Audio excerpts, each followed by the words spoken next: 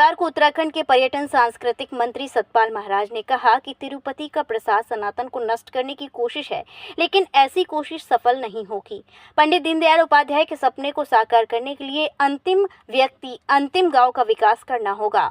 आध्यात्म की राह पर चलकर स्वयं के अंदर भगवान से जुड़ना होगा।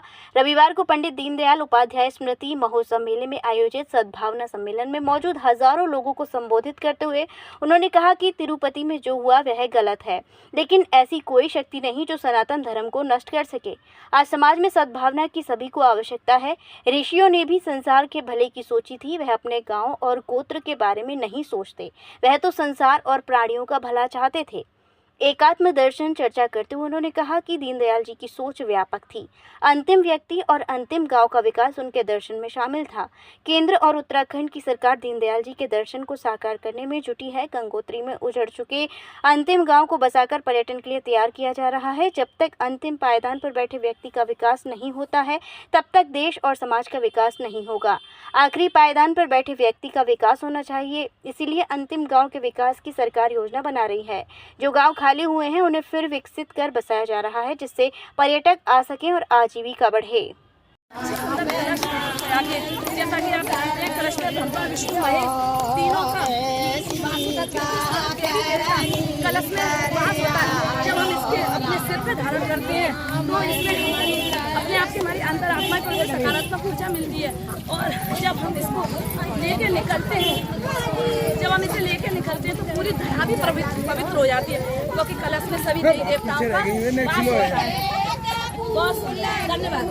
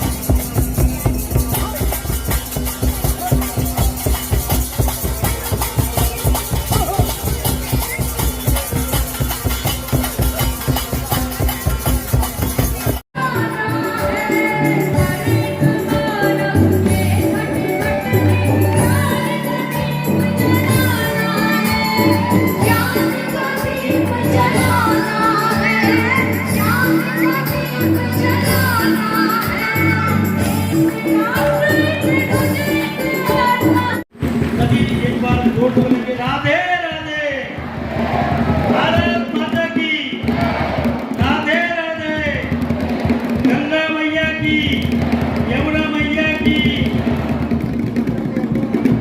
मैं निवेदन करूंगा हमारे आयोजन समिति के अध्यक्ष आदरणीय एडवोकेट सोनलाल जी से, हमारे कोषाध्यक्ष आदरणीय नरेंद्र पाठक जी से, हमारे व्यवस्था प्रमुख भाई एडवोकेट नीरज जी से, ये सभी लोग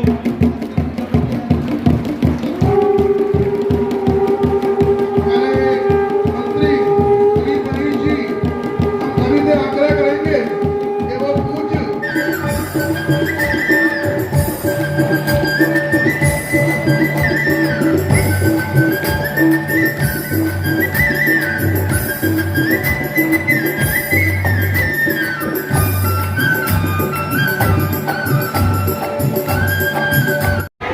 क्या नाम है आपका?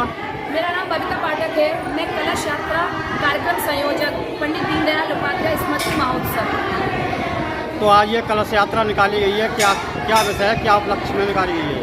यह कलश यात्रा हमारे देश और राष्ट्र के लिए समर्पित, हमारे एकात्म मानववाद समर्पित पंडित दीनदयाल उपाध्याय जी के जन्म उत्सव की स्मृति में निकाली गई है।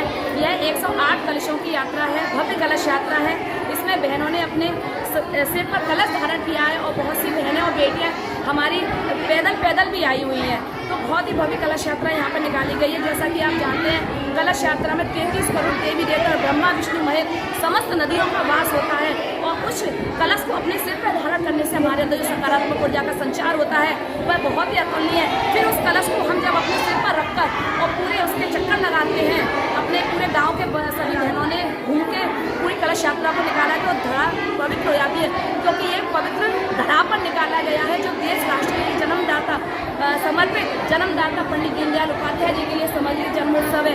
और यहाँ पर बेटियों ने बहुत ही सुंदर कलश सजाए हुए हैं। सत नमन पंडित दीनदयाल उपाध्याय जी को, बहुत ही सुंदर कलश, और उनकी एड़ी को भी बहुत सुंदर सजाई हुई है।